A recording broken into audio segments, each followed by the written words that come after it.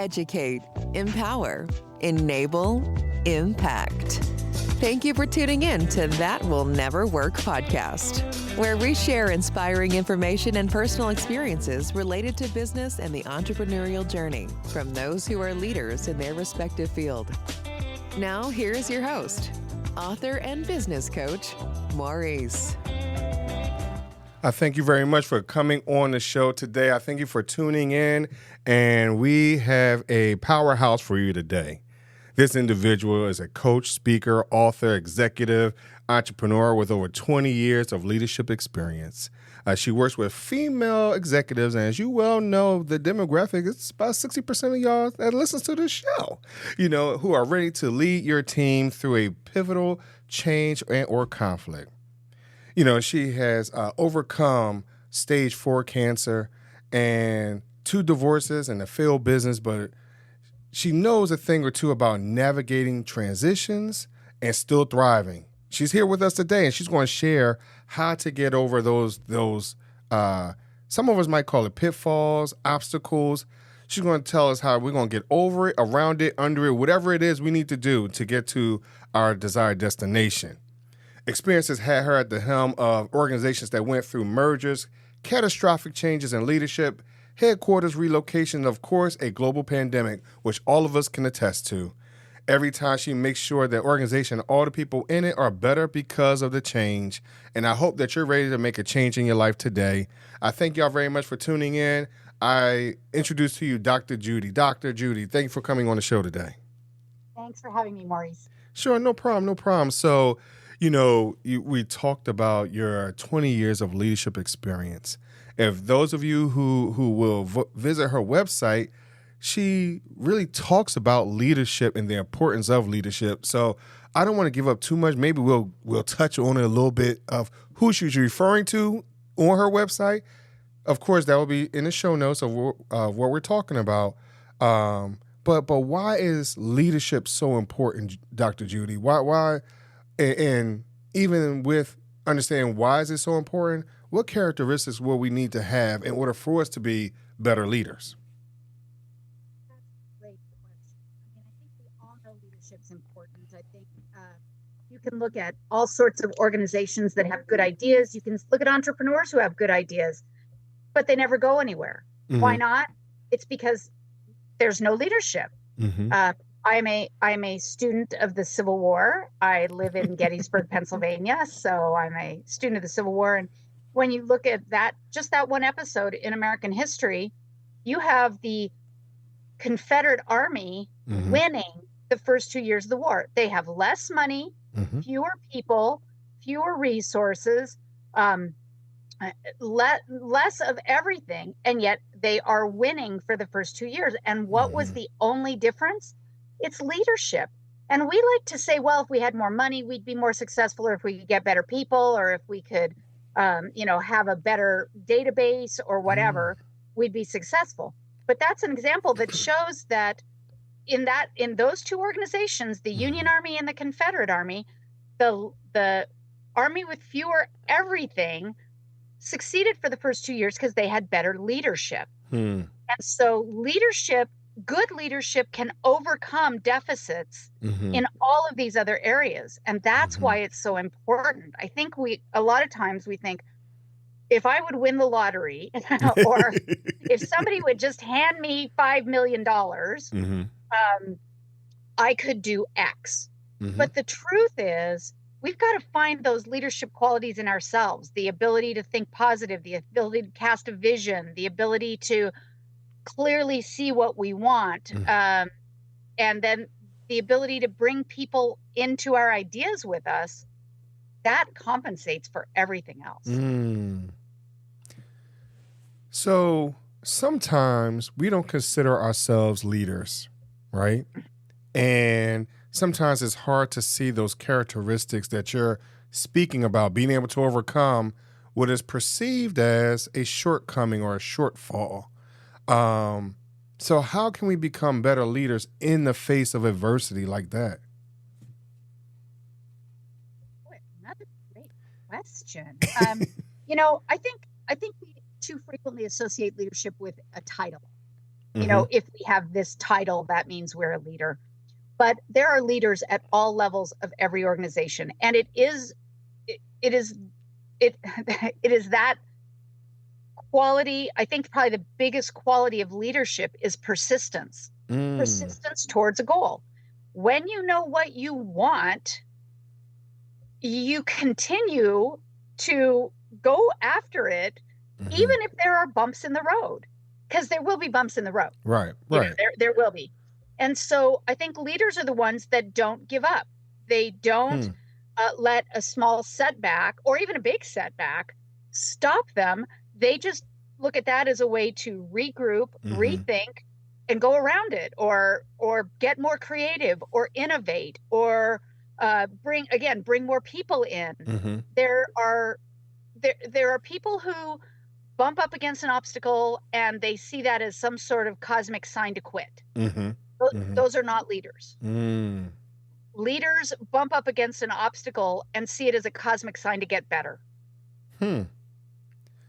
So sometimes in leadership, because we look at our competition, you know, again, I use this analogy a lot of times about social media, because we get influenced by social media. So a lot of times we don't have patience. We don't, you know, and I think that's one characteristic that as leaders, we need to have patience, you know, to make sure that the plan is carried out, or make sure that the plans are not just carried out, but they're sound, if you will. Understand we are going to have bumps and bruises through it, you know, growing pains through it. But, you know, how important is patience in these situations?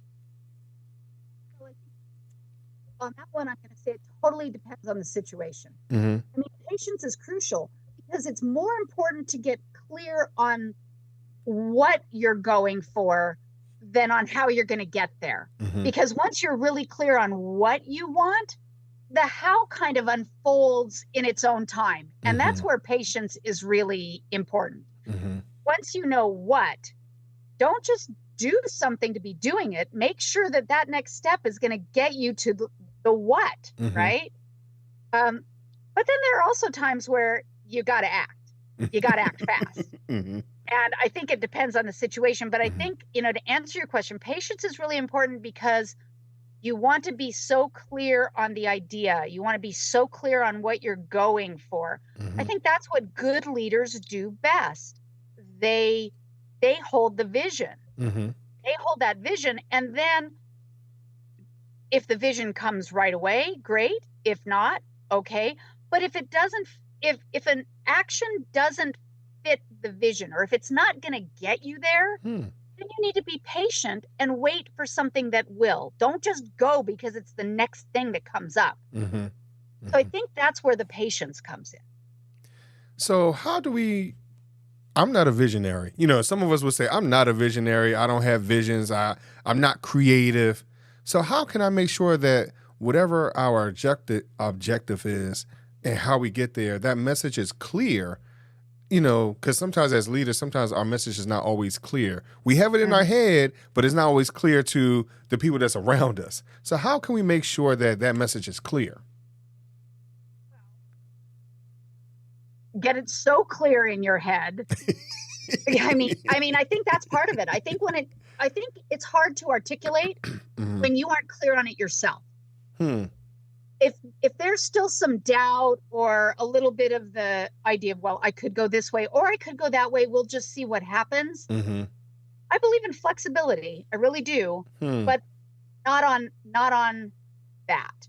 So you also don't have to be a visionary to have a great idea.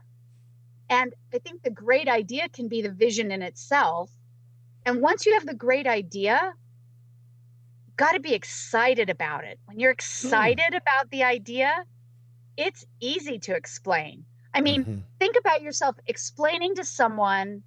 I mean, especially if someone works in a corporate job that they're lukewarm on. Trying to explain to someone who knows nothing about their industry what they do for work versus trying to explain to that same person what they did on their last vacation or what they're going to do on their next vacation. Right. Because on your vacation, you know, man, you are excited. you know exactly what you're going to do. Mm-hmm. There's no, well, and then sometimes we do this and da da da. So I think that you've got to have that level of excitement and clarity for your business idea, your leadership strategy, Mm-hmm. and then you can articulate it pretty easily. So one of the things that I think that we struggle with in being clear, one, and even being a little more upbeat about where we're headed is developing a space of optimism, because we hear a lot of things, just like the show says, that will never work. We hear that a lot, especially in the team. You have so many doubters and things like that. So how important is it as a leader to develop or to build a culture of optimism? So it's crucial. It's crucial. And I call it a can-do culture, can-do culture. But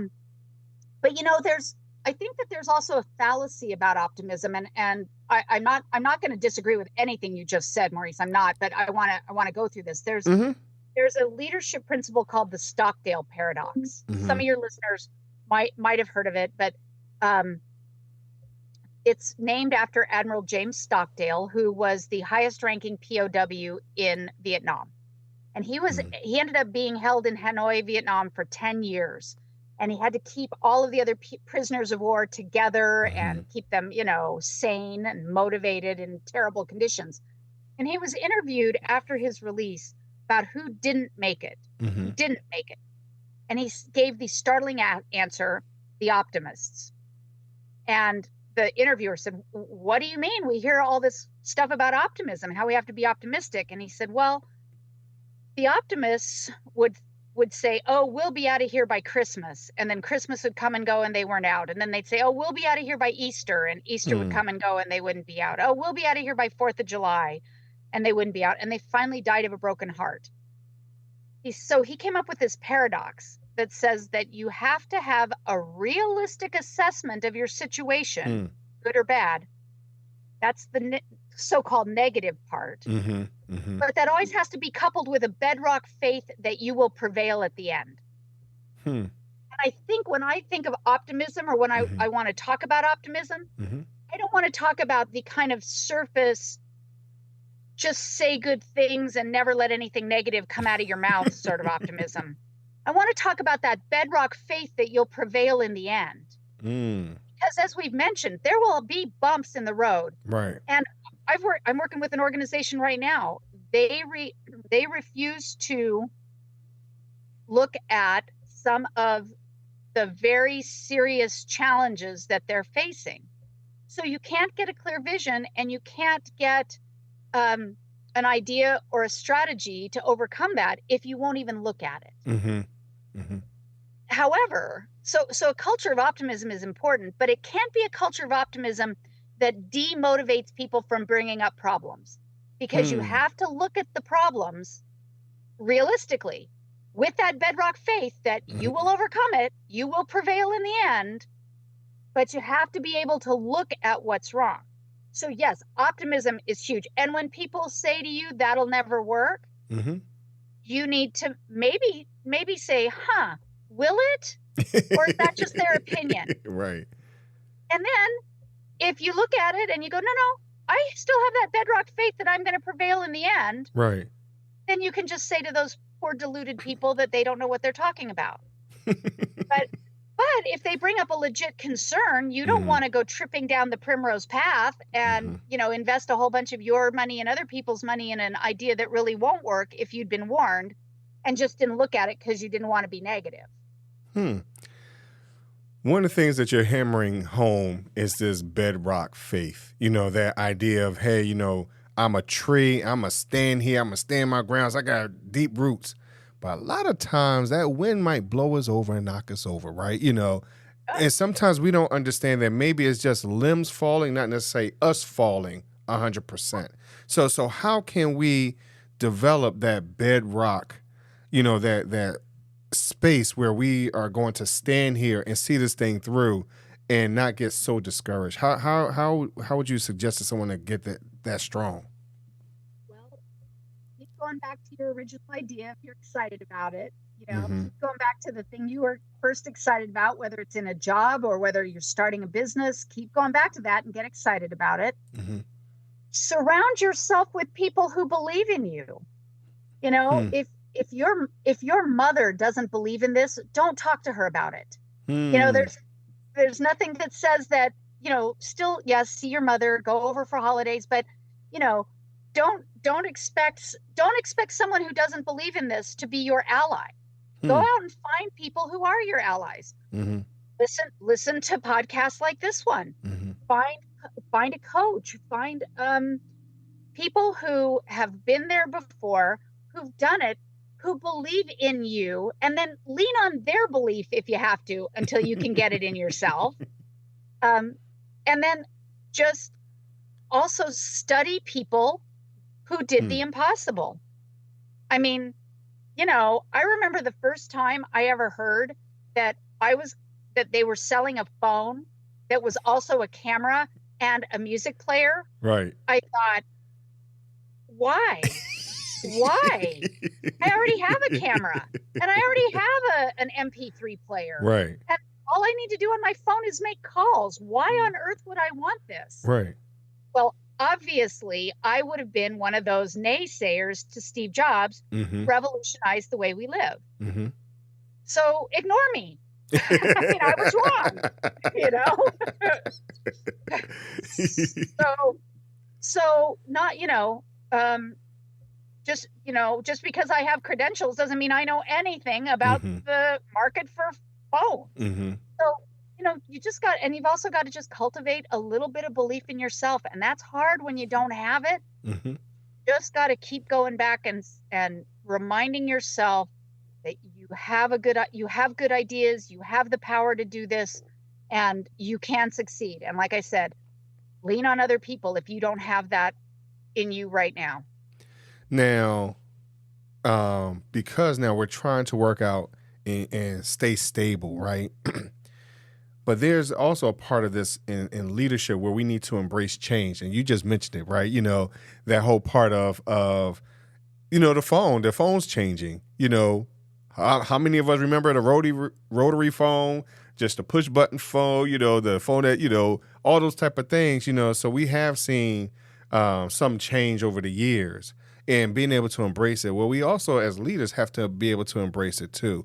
As you talked about, getting ideas from whoever you're around, from your team, things like that. So how important is it to embrace change and even thrive within it? I think it was the Greek philosopher Heraclitus that gave us the quote we all know: the only constant is change. And so change is always happening, always, always, always happening. And so we have to embrace it. We have to embrace it wisely.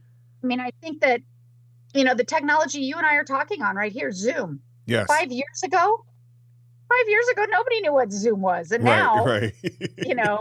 everybody's got it. And imagine what our lives would have been like if we hadn't embraced this change, Right. especially during the pandemic. So you want to make sure that you embrace it wisely. Don't just change for the sake of change. There's a delicate balance when you're a leader that you have to walk. Mm-hmm. We all hear the phrase, if it ain't broke, don't fix it. But we also hear that you have to think outside the box, that you have to embrace change. So how do we know when something is an if it ain't broke, don't fix it moment, and you don't want to change, or if it's a think outside the box moment and you need to change? And I think that's the thing. That's where having the ultimate vision is crucial, because if making the change is going to get you to your vision faster, easier, cheaper, smarter, better in every way, then embrace change. But if embracing the change isn't going to make that much of a difference, then don't do it. I think sometimes we don't understand in change because we're so focused on what the objective is that maybe sometimes not changing the whole strategy of getting there, but being able to put it together because it can work together, whatever their original idea was and bits and pieces of the new idea. Sometimes we don't embrace that, those little pieces. So I think that as leaders, we have to continue to grow, to learn, to stretch ourselves, no matter what the situation is. Yeah, absolutely. And to admit we don't know. I just told you I was wrong about the iPhone. Right. We don't know everything. Right. No, we can't. And I think that it's really healthy to say you don't know everything, and to ask your team, ask your colleagues, for advice. Some of the most successful leaders belong to mastermind groups. Why? Not because they're necessarily there to share their wisdom, although they do, but they're also there to learn from their colleagues, to find their own blind spots. And that's a journey of self-improvement and self-empowerment that good leaders are willing and eager to take to keep growing. Judy, I thank you. I think you've provided a lot of information. Here's my question, my last question.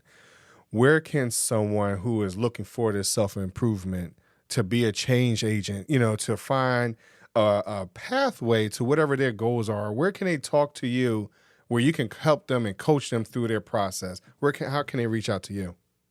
Well, they can get me on my website. It's drjudymorley.net, and I think it'll probably be in the show notes. And they can email me at just drjudy@drjudymorley.net, just drjudy at drjudymorley.net. And I would love to chat with them. Sure, Judy, I appreciate it, man. I really, really appreciate you being on. But I do have one. I have actually two thoughts before we leave, right?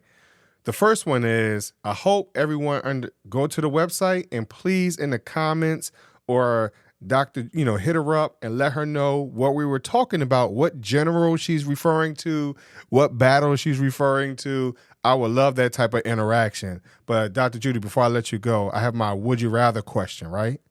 Yeah. Would you rather choose 3 doors or a fork in the road? Would I rather choose, do I get to choose all 3 doors or just one?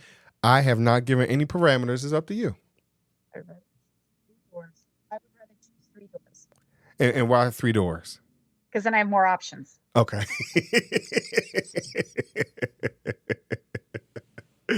Nothing more than that. You just got more options. I just like options. A fork in the road, I've got to go one of 2 ways. 3 doors, right. I've got more chances. And I'm saying that because, I've had people who've, try to analyze it mathematically and, hey, 3 doors, I want, glass and, all these type of things. So, it's been, some people have gone down a rabbit hole, if you will, with this question. Well, sorry to disappoint. For me, it's pretty simple. If I can choose one of 3 doors, I believe in going with my intuition. That gives me more choices there to play with. Where a fork in the road, it's pretty, A or B, and right. So. And I mean, I think that's something that you just brought up about being your intuition. A lot of times we don't follow that. We don't stay in that space. We may go down the rabbit hole because we're over analyzing every situation. So I appreciate that. Yeah, thanks. Yeah, no, keep it simple. Dr. Judy, thank you for coming on. Thanks for having me. I really appreciate it. Sure, no problem. And thank you for listening to That Will Never Work podcast. Thanks for listening. Find us on social media at Chisholm Group LLC and check back weekly for new episodes. Until next time, that will never work, or will it?